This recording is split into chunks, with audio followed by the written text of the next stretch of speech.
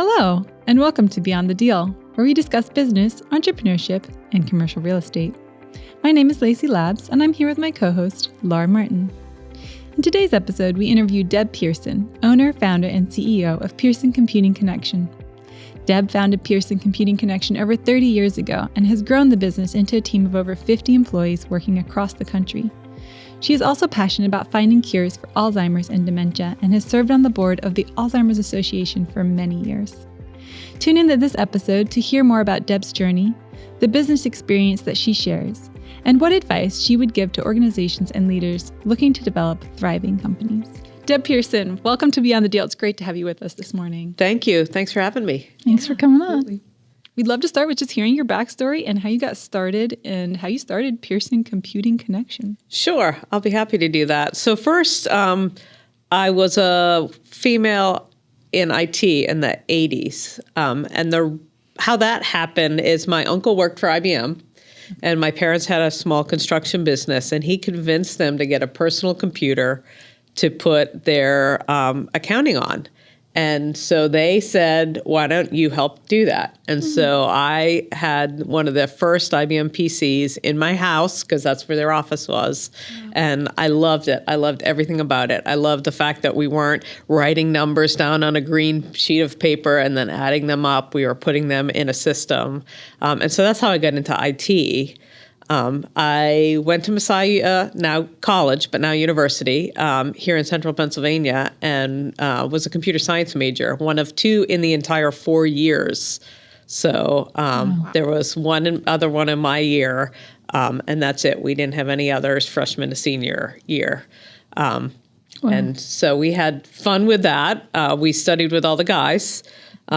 And starting the business came because I worked at IBM, and we, at the time, were hiring women and minority businesses to work with the state. It was a requirement, and I was extremely frustrated with the quality of work that we were seeing. And I kept saying to myself, I could do better. I could do this better. Having no thought about, I was going to work for IBM my whole career. I loved the company. But they did a buyout that included a year's health care and a week's pay for every 6 months worked. So I got about 6 weeks' pay and talked to my husband, who was doing landscaping at the time, and said, let's go and become a woman-owned business. And he said yes. And so off we went. The IBMers that I worked with said that they would support us. So I had a 6-month-old. I was on maternity leave, and I started my own business. And it was a little bit crazy, but, 30 some odd years later, we're still doing it. So Wow. That's an amazing story, Deb. Thanks. So, over 30 years. Yeah. We started in 1993. Wow. So how did that play out? Like, give us a little more insight. Like you said, I think you just you to start just me. out. Right. So now you're not just you. So right. So the first 5 years was just me, and I worked on projects for IBM for the state, and they were my clients, so they were familiar with me as well. So it was a match made in heaven in that way. And I managed projects like implementing PCs, which were brand new at the time, on desks at the state. So I managed a workforce that did that. But I subcontracted everything. So I didn't do anything with direct employees. I had our second child during that time. And actually, she went to IBM with me for almost a full year. We were working on proposals, and she was literally in a pack and play in the corner of the conference room. Wow. They put a lock on the door, so if I left the room, she'd be secure. Literally, people would be like, the conference room's crying. The conference crying. So she was with me for a while during that time frame. That was my youngest, and we just had a great time growing the business. And then I got a project that was too big for me to handle, so I hired our first employee then, and we grew from there. Then we had too much office work to handle, and so I hired an admin staff. It was slow growth. I think we had 11 full-time employees in 2019, and then COVID hit. And that's when things just exploded for us. Okay, I'm impressed that they back at that time let you bring your daughter to work? I mean, that's like unheard of. Until more recently, I would say. It was sort of illegal. To say illegal? IBM security didn't realize that we had a baby there. Somebody eventually complained. And then we ended up with... You were escorted out? Yeah, well, we were almost done, so we sort of ignored their calls for a couple of weeks, and then... I hadn't heard that story. Yeah, so she was allergic to formula. So if they wanted me to work, that's what we needed to do, because I couldn't. I could be gone from her about 7 hours, and I was working about 12. So, yeah, they called her the IBMers called her the vice president. Oh, that's wild. Yeah, that is amazing. Yeah. So what is it that your company specializes in now? IT's changed a lot in 30 years. Yeah, so what do you guys do? We started as primarily project management. And we grew, we were subcontracting, say, PC installs. Okay. And there was a small one, and I said, I think we can do this ourselves. And I looked at the profit that we made doing it ourselves versus hiring and said, oh, look how much better we did. We need to do this. And so I hired people to do PC installs. So over time we grew, and we have really two lines of business. We sell IBM storage and Lenovo servers to data centers. So that really comes out of our woman-owned business. We have contracts with the state that gave preferential treatment to small and woman-owned businesses. Although we beat out some of the big guys even without that, which is a point of pride for me. Yeah. And then our other line of business is really technology logistics. So we do professional audio, video, and lighting, like auditoriums. If you have kids in school, cafegimatoriums is what they call that, all-purpose room that is the cafeteria and the gym and the auditorium. And conference rooms for businesses.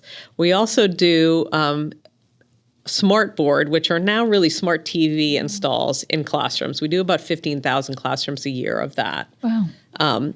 And then we do Chrome and Windows laptop deployments. We do about 300,000 devices a year that we ship all over the country, primarily for school districts. So that's one of the reasons why COVID caused us to explode, is we went from doing less than 100,000 a year in 2019 to 400,000 in 9 months over COVID. So it was just crazy. So we built up our capability, we invested in technology, and we've been doing that sort of at that level ever since. And pretty much the schools are giving them to kids now. Yes, so schools, school? Students have them and take them home primarily. We're seeing a little bit of a resurgence of the charging carts. Those sort of went away after COVID, where students were taking them home. Now, I think their schools are keeping some in the classrooms and not sending them home. So I think it depends on the district. We've seen some districts have 2 devices per child, one in the classroom and one that they keep at home. And I don't know if this is accurate. I've heard they're like a 4-year life. So do they let the kids have them at the end? I mean, you don't recycle them. They do recycle them. They do. And they tend to, they do have, Google has recently extended the life, but Google sets a lifespan for the devices and the software that runs on them. Okay. So after 6 or 7 years, they no longer work. And they are very inexpensive, and they're built to be sort of not quite disposable, but because they're several $100s a piece and not like your $1,000 laptop, it makes a difference. Makes sense. So yeah, it does. The schools can afford to put one in the hands of And how many states do you operate in? We cover the entire East Coast and west to about Michigan right now. And we have partners. We can do the whole country, and we ship to the whole country. But as far as our installations in classrooms, how many about the states eastern do you have to file tax returns in? I have to do 3, and I think that's a lot. I think you're way above me. I think it's 15, and the binder is like this big if it's all That's printed. crazy. So, yeah, it is crazy. It's crazy. I thought 3 was a lot. So how has your role changed over these 30 years? I mean, I would imagine that's probably had some pretty big shifts too, from owner-operator solo to a team of how many? I don't know how many. We have about 55 now. So, yeah, it's changed pretty significantly. I would say even as early as in 2020, I mean, I was in the warehouse unboxing Chromebooks. I was on a forklift as we grew. It was like whatever needs to be done as a business owner is what you do. Yeah. So I certainly had all of those things. And then I really have worked hard over the past several years developing a leadership team that really can cover things when I'm not around, and then therefore even when I'm around. So my role really now is strategy and problem solving and forward thinking. What do we need to do next? I'm managing our implementation. We installed NetSuite. It's an Oracle ERP program to do our accounting. Okay. And we're moving our Salesforce CRM into it. Okay. And so I'm managing that because it's sort of overarching every part of the business. Yeah. So that's a good fit for me and helps me brush off my project management skills, which I don't use as often anymore. Mm-hmm. And then I'm, clearly head of marketing and sales, even though I have really capable folks that do that on our team. I still executive relationships is one of the things I do. Yeah, that makes a ton of sense. So what is it about it that's given you the passion for it over all these years? What do you love about it? What's challenging? What's made you stick with it? I would say what I love about it is our team, and that's why I'm still here. Is because I want what's best for them. Over the years, we've had some time where folks have said, "Are you interested in selling?" Mm-hmm. And I'm not to say I would never do it, but it needs to be the right fit for my team, because I've seen so many times when folks sell and the boots on the ground, the folks that I love that work for us, get the short end of the stick there. The owner rides off into the sunset. And so for me, if that's going to happen, it needs to be a great cultural fit where my team is not going to be pressured. Every decision doesn't have to be about the bottom line. Certainly you need to do well and make money, but a lot of times we decide what's best for the company for the long term, not for the short term. Yeah. Yeah, that makes a ton of sense.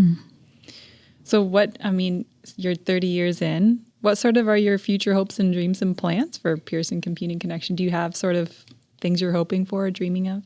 I would say that for us, for the future, I would love to see our team continue to grow. My favorite thing is when a team member gets promoted.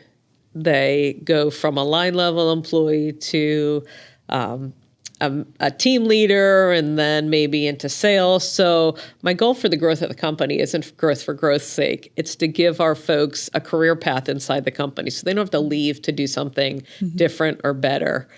So every time, in fact, today I have 2 interviews of team members that are internal only that we've posted for growth. And so I'm really hoping to see those folks succeed and grow. And that's my goal for our team, is continued growth. And then if folks need to leave us because we're not growing fast enough, that's a win for us when we see they have grown their skills to move up and out. That's awesome. Yeah. So you mentioned, I think, before we kind of got on camera, that you and your husband work together. So he works in the business. And so what is his role? How does that work for you guys doing this together? Because I know for me, that would be tough. So. I'll say ever-changing. Yeah, ever-changing. Yes. So I mentioned that when I started the business, Jeff was doing landscaping. And so he had his own landscaping business. And as the business grew, I needed more of his help. So one of our first big projects was for the Pennsylvania State Police, and we installed network cabinets in all of their 140 locations. And Jeff actually physically installed them. And they're, 7 foot high, these really big, and we put 2 to 3 in each location. And he literally drove a tractor trailer around the state installing these. Wow. And so at the time, he was cutting grass for people. So you couldn't be like, yeah, sorry, I'm not going to be there this week because I'm going. So he sold his lawn cutting part of the business. and kept the landscaping part, which he could do project by project basis, so that he could be flexible to help me in the business. And that grew to, as we got into classroom installation, he's more of a construction guy, right? So he knew, I know how to install a projector on drywall. I know how to install something in the ceiling and have it not fall down. Yeah. So he became an installer and was on the road all summer long doing installations for us. And now, as we've grown an install team that's fairly independent and doesn't need him, he does our facilities management. He helps with some quality control. So he worries about our fleet because we have Sprinter vans and minivans and trucks that are on the road. So he covers those things. Well, he's super bright. I mean, he invented a part you needed to properly hang equipment. I remember that. Correct. Yes. He's always thinking. He has very good machining skills. And so he's a problem solver. And so really I'll go to him and say, okay, here's the challenge. And he'll end up with the most efficient way to either install something or be able to hang something better. So he's really a great asset. But the challenge comes, and he's very much one. He can say to me at 9:00, hey, what about this? And then it's off of his plate and he sleeps perfectly fine. And I'm up with my wheels spinning. So we've had to really have this rule, like, please, hold that until tomorrow, because otherwise I'm awake thinking about what you just talked to me about. That's not easy. Yeah, that is the most challenging part. Well, you're a good team, but you're both very entrepreneurial. So there's so many opportunities that get thrown your way that you're assessing, right? Yeah. Oh, we're always doing something, and he's very creative, and so he's sort of like, well, what about this? Like, I don't want to go into that business right now. So he's always got a new opportunity that he thinks would be a great thing to do. He's a lot of big trucks and toys. Yeah. In fact, he has gone into business with my nephew doing concrete crushing, which is a result of Messiah University's Impact Venture Challenge. My nephew was in the business major there, and so he had this project and said, I think recycling concrete would be a good thing that needs to happen. And so my husband helped him start the business, and he's had a successful 2024 and is looking forward to a great 2025. He's a great kid, too. Yeah, he is. Oh, wow. That's so cool. Okay. Yeah. So he really does a lot of things. Yes, he does. He just and that's like scratching the surface. Right. Honestly, it's crazy. Yeah. MacGyver. Yeah. I'd say so. Oh, that's awesome. Yeah. Okay, so you were also telling us about these rocks that came from one of your properties, and so you have a house that you guys built. Yeah, we just finished and moved into a house. It was a 10-year labor of love. And yeah, Jeff actually took the rocks from our hunting property and brought them to Cumberland County, and we used them to actually put on the exterior of our home. So rather than sort of a fake concrete stone, every stone he handpicked and to put on the outside of our house. So it's absolutely gorgeous. He's amazing at finding things. Like, he found a rock splitter, right? He bought. Yeah. I remember you guys going to Florida to buy truck to drive home. Well, yeah, and during COVID, it was very difficult. Trucking was incredibly busy, and we needed a truck that held more weight than a typical box truck. When we ship Chromebooks, they're almost a ton on a single pallet for 350-ish Chromebooks, and so we could put six skids in a normal truck. And you can hold a normal 26-foot box truck holds 12 skids. Okay. And so we're taking trip and then coming back and then taking another one, but not filling the truck because of the weight restriction. Right. And so he found a truck that would hold 14 skids, and we could actually by weight carry 14 skids, and it was in Orlando. So we actually flew to Florida and drove it back, the two of us, so we would have the truck available for the business. So yeah, he's just extremely resourceful, and I couldn't have done this journey without our partnership. Yeah. Yeah. I agree. That's amazing. Yeah. So what would you say when you look back are the things that you would credit to your business having the success that it's had? Well, I would first start to say that God has really blessed our business. So I couldn't say it's my success. It's, there are things happened over the years that were truly, the next thing happening that I could have never predicted. So I would start there. I would also say that our team has been incredible. We have some team members that have been with us since they were 18 or 20 and have really helped us be successful over the years, which has been huge. And I'd be remiss if I didn't talk about my kids who, at this point, neither one of them are in the business. They're both engineers, but they were what they would term slave labor from very, very early ages. As soon as they could operate a computer, we had them doing data entry. We had them, when Jeff was out on the road doing installs, Jackie at 14 was his sidekick and helping him. And if I had to go out on the road at times, I had our younger daughter with us. So we definitely were a family team when it came to the business. And I would say for the most part, they're appreciative of that.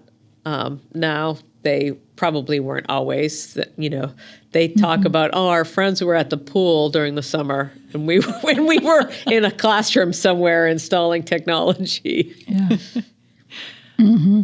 Or working on your house. Yeah. Or raising chickens or something. Family of hard workers. They are. Yeah. Yeah. You said your girls are both engineers? Yeah, both of the girls are engineers. Our oldest is an industrial engineer for Martin's Potato Rolls. Okay. So she's a little bit local, lives in Shippensburg. And then our youngest is a civil engineer, and she's in New York City. So she's up there doing some really fun. She works in traffic and highway, and so much more challenging issues with the congestion in the city and around the city than there would be in central PA. Was she involved in that? Didn't they just change it where you could pay to go certain parts of the city at certain times? Yes, congestion pricing. Yes, she has been involved in that project, and it's been quite a challenge and very interesting for us to learn how complicated it is when you think about your Pennsylvania Easy Pass being tolled and how the money flows back to the city and to make sure that's done correctly. And there's lots of different rules for congestion pricing. If there's a permit that allows you to get a credit back if you are caring for somebody with a disability and you need to go into the city. If you travel multiple times, you only pay once. So there's a lot of complexity to the data management of how the tolls happen that we were surprised to learn. But so necessary. You can walk faster in New York City than cars go. I always thought, do not have a medical emergency here because forget it. You're in trouble. Yeah, the initial data is very promising that the congestion is down, trip times are faster. So I like hearing that. Yeah. As a occasional visitor. Yeah, so we'll see what happens with it. You raise problem solvers, right? Yeah. Look at something and figure out the solution. Yeah. Yeah, you guys are good at that. We tend to be very frustrated with inefficiency, so you might not want to go on vacation with us. When you're standing in the customs line, you think, there's got to be a faster way to do this. In fact, my oldest, her senior thesis was on making the TSA faster. So she spent hours at Harrisburg Airport videoing how long it takes, to do every step and how she can make it faster. Wow. Did she tell the TSA about it? I don't know that it went that far, but it was pretty an interesting project for her to work on for sure. She'd probably get quite a good number of people out campaigning for paper to get read by them. TSA works. I'm amazed sometimes, even early in the morning, get to the airport, and the line is completely filled. If you had to wait in that line, you'd miss your flight some days. Yeah. Crazy. Yeah. So. Yeah, for sure.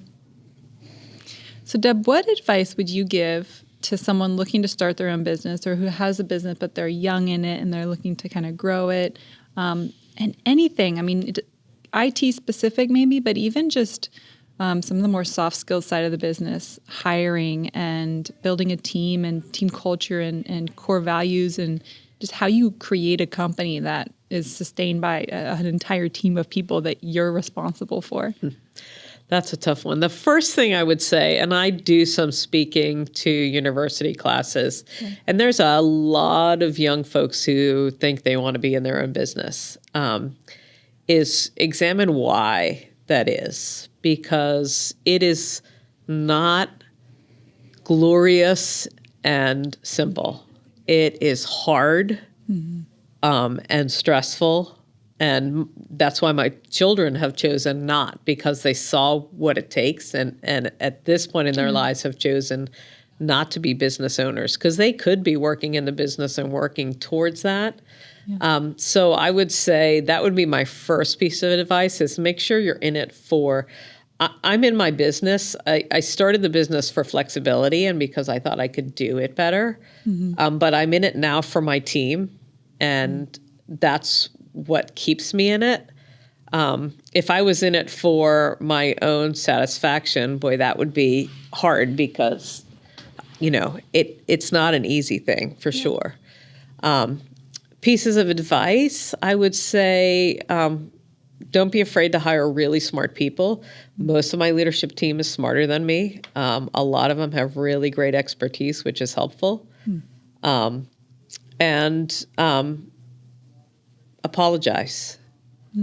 The humility that you need as a leader is really, really important, because I make mistakes all the time.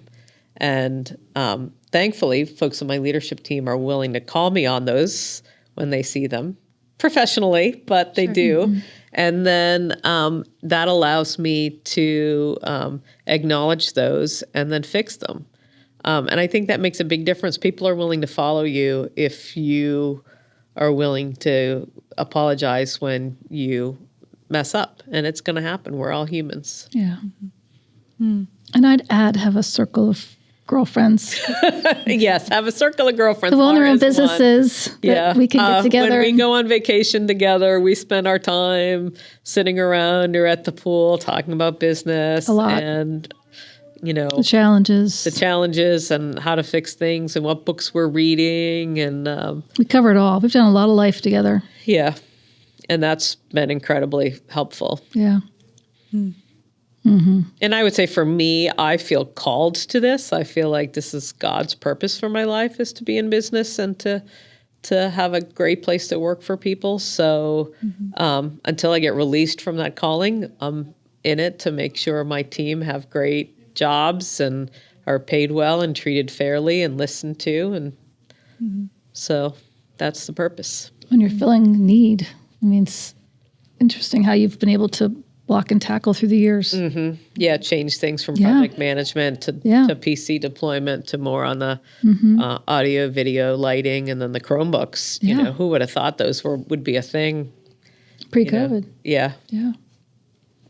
I love your picture on LinkedIn. That is your banner. That is one of the rooms. It looks like in the Capitol building. I couldn't tell if it was the Senate or the... Yeah, it's the House. It's the House of okay. Representatives, It's mostly you see just all the desks, all the computers. The computers, They allowed us to take those pictures after we finished that install, which was quite a few years ago, but really fun. In fact, the girls that was an install that they were on, and they had a great time finding. Glenn Grell was our representative at the time and stood next to his desk all proud. I installed his PC. And that's cool. So, really fun. Yeah, that's really neat. Really fun. So we have a wrap-up question that I'd love to... if we have a minute, can we talk about a charity that I've seen, a couple charities that you're passionate about? Thank you for reminding me. And huge family history. Alzheimer's. I mean, you've been on the national board. You give tirelessly of your time and energy, and you're busy enough with work. So I don't know if you want to talk about that a little bit. Yeah, absolutely. So my family has a history of young onset Alzheimer's. My grandmother got it at 42. Wow. She died in her mid-50s when I was, I think, just in middle school. Wow. And we went along happily until the mid-90s when my Aunt Fran, who lived here locally in Pennsylvania and Lebanon, told me that she had Alzheimer's, and she was in her mid-40s. So that was the first second-generation case. And from that time, I've lost her and another aunt and an uncle. And I have cousins that have our family's gene and are my age and are, struggling with symptoms in their 50s.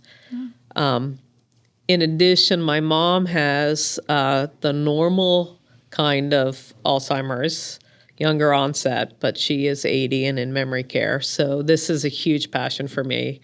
I spent 9 years on the Greater Pennsylvania Board of Directors, and then joined the national board and spent 8 years, which is the full term on the board, ending my time as chair of the governance and nominating committee and the board secretary. So what a great experience, a great organization. They are looking to put themselves out of business. And that's their passion, is to do that. And so I'm excited to say that based on a lot of advocating for additional research dollars federally, we have 2 treatments that are out for the first time in the last 2 years. And so there is hope. Soon we'll have a blood test. You'll go to your doctors and get a blood test, and they'll say, "Oh, your numbers are a little high. We need to watch that." And the goal would be, there are some studies now for prevention that are using the drugs that are on the market, and the goal would be that before you ever see a symptom, you're treated so that the brain damage doesn't get far enough to see symptoms of dementia. So lots of progress. I'm real excited about it. And so since I rolled off the board in October, I am looking for my next thing. I'm working locally with the association as part of the walk committee. So Harrisburg has a great walk to end Alzheimer's, and there are actually, I think, 30 across the Commonwealth. And in every region. In fact, my youngest, Liz, is the co-chair of the Manhattan Walk to End Alzheimer's. And they raised almost $1.5 million last year in Manhattan. We went up to Central Park for the walk. Oh, wow. So, and then this year her goal is 1.75 million. So she's got a ways to go. And so, yeah, it's a family affair in that as well. And I know, Laura, with your mom, having died of dementia, it's close to you. So I think it's hit probably every family in some fashion. And the more we talk, it used to be something that people didn't talk about, and the more we talk about it, the more we see so many people are impacted. And there's so much hope and so much we can do. So I encourage anybody who is concerned. It's alz.org. If you need resources, they have how to take the keys away if someone's driving, how to have conversations about getting treatment. So many people now are afraid of a diagnosis, but with treatments, there's so much hope that I would really encourage folks, if there's a concern, get your loved one to a doctor, get a diagnosis so potential treatments can begin to help. Yeah.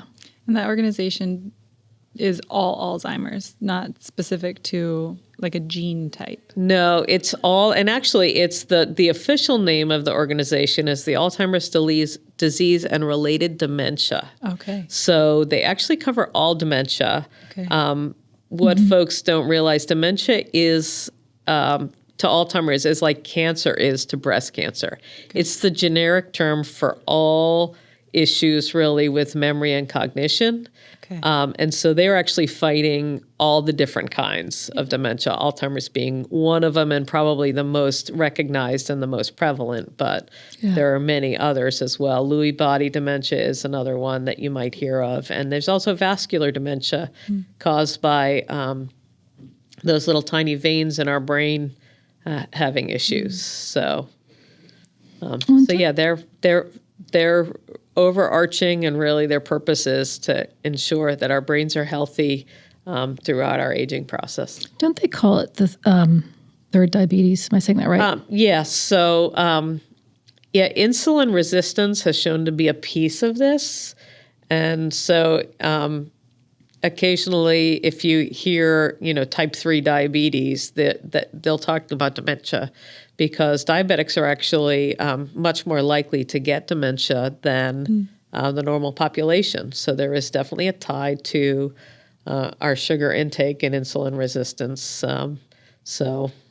Sure, always trying to improve. Always trying to improve. Eat more vegetables. So hard. One time you were in Chicago for an Alzheimer's board meeting. Yeah. And I was there for an SBN board meeting. We met up for breakfast. Yeah, we had a great time. By the seeing each bean. other. Yeah. It was fun. So fun. So with that, the Alzheimer's, there's medications, but then there's also a lifestyle component too. There's definitely lifestyle components. Research has proven that 30 minutes of exercise 5 times a week reduces your risk. Eating a Mediterranean style diet reduces your risk. So there are lifestyle. The association will say what's good for your heart is good for your brain. Okay. So the things that we should be doing anyways, the things that are so hard, right? It's easy to take a pill or have a treatment, but what's so hard is a lifestyle change that I look at sugar sometimes and I would love to, and then I think, okay, if somebody told you had a gene that was gonna get you Alzheimer's and the way to fix it was no sugar, would you eat that? But it's hard. Yeah. It's so hard for us to make good choices every day. In our society with the food they offer us. Right. Which I think is going to improve. I'm hopeful. Yeah. Yeah, that is interesting. I have a relative through marriage that is a pathologist, and he is studying Alzheimer's. I just found that yesterday. Oh, wow. Yeah. So I thought it was interesting. There's, because we've increased the federal research funding, young people have entered the field in record numbers. And that's huge because they don't have to worry, hopefully, about where their next paycheck is coming from with research funding being increased. Years and years ago, Alzheimer's was only funded at about $400 million a year federally, in comparison to, for example, AIDS, which was at $2 billion a year. Oh, yeah. And so now we're at over $3 billion a year in federal funding because the cost to the country in Medicare is absolutely astounding. And so the more we do to reduce it, it's really what the association would call a purple issue, right? Because folks who want to be fiscally responsible, the most fiscally responsible thing we can do is reduce our Medicare and Medicaid costs by reducing dementia. Yeah. And people who really care, on the other side of the aisle, potentially about social concerns and well, it's the other side of the coin, right? If we really care about people, we want to make sure that they don't suffer from this. So, and we were self-paying for my mom, and it was like $15,000 a month. Yeah, crazy. I mean, the care part. Yes. Is probably Crazy. almost 24/7. Yeah. right. Yeah. Yeah, my mom's about that, Laura, up in Massachusetts. Her Us New Englanders. foster care. Yeah, and she actually had a long-term care policy, so, but it's not covering all of it even. So my dad's paying out of pocket. So, yeah, and imagine those families that can't do that and are caring for folks in their home. Yeah. It's so hard. So, and what new charity are you lending your aid to? So my other favorite charity locally is Radiant Hope. So Radiant Hope's focus is to spread hope to those who have received a cancer diagnosis, specifically hope that God's got this. The charity was started by Joe Denstadt, who was a Messiah University graduate who got melanoma, and somebody randomly sent her a package. She didn't know who it was from. It took her months actually to track down who it was, just a package to encourage her. And it was a friend of a friend of a friend type of thing where somebody said, I'm going to encourage her. And it brought so much joy to her that she thought, I want to do that. And so that was the basis of Radiant Hope, is send packages to folks who have had a cancer diagnosis, reminding them There's a devotional that goes in the package, and some lip balm and gum and other things that help as you're going through treatments. In addition, we've expanded to photo sessions, and so we have area photographers that donate their time. And sometimes it's the last family photo that these folks will have, and sometimes I think last year there was a young boy who wanted pictures of him without his hair. So when he grew up and had his hair back, he would have that memory. Wow. And so that's just so precious as well. In addition, I think this past year we funded Christmas for 47 families. Social workers recommend families who it's just too much to deal with cancer and figure out all the details of Christmas. So And she's local. Yes, it's so Camp Hill. And she was so young with 4 little kids. Yeah, her youngest was, I think, 1. She was like Right, 30? Yes. So, crazy. and she's no evidence of disease, and really following God's call for this. So it's an exciting ministry to be part of. They're now doing support groups. We have an office over in Camp Hill that allows us to do support groups locally. And they also give water bottles to the various oncology offices so that they can hand those out to folks going through treatment. So it's a great organization that really is growing, and so I'm enjoying being a part of that. Yeah, I've packed boxes and I've sent boxes, and it's a pretty cool thing. Yeah. Oh, that sounds amazing. Yeah. Very cool. Very, very cool. Deb, sounds like you're doing some amazing things. I'm really excited to see what the future holds for you and your family and for Pierson Computing Connection. Thank you. Yeah. Thanks so much for having me. Thank you for being on. And we do have a final question for you. Okay. If we can. We ask everybody the same question. So the question is, if you could go back and start over again at 23 or 25, but keep all the knowledge experience that you've had over the years, is there anything that you would do differently, and what is it? I would say the lesson that I learned later in my career that I would have done sooner is express gratitude to my team sooner, develop systems. So I had one employee say to me as they were leaving, well, I worked here for 8 years and you never acknowledged my work anniversaries. And at the time we were so small, I was busy. I was working 60 hours a week and raising a family, but that meant something. So since then, I've systematized that. So every month I get an email from HR that says, here's all the anniversaries, and I actually send cards out. But just in general, appreciating people, making myself open to people, and making sure that they know they can come to me, even jumping levels as we've gotten bigger, right? That I care and want to hear what's happening in their lives. I think that was probably the biggest lesson that I learned. That's a good one. Yeah. She's good for problem solving. Yeah. Call her. Well, thank you so much, Deb. It was great having you on today. Thank you. It's been great to be here. Thank you, friend. That was Deb Pierson sharing her insights on founding and leading a small business. For more information on Deb, Pierson Computing Connection, or to learn more about SV and Lattice, click the links in the show notes. Thanks for listening. Beyond the Deal.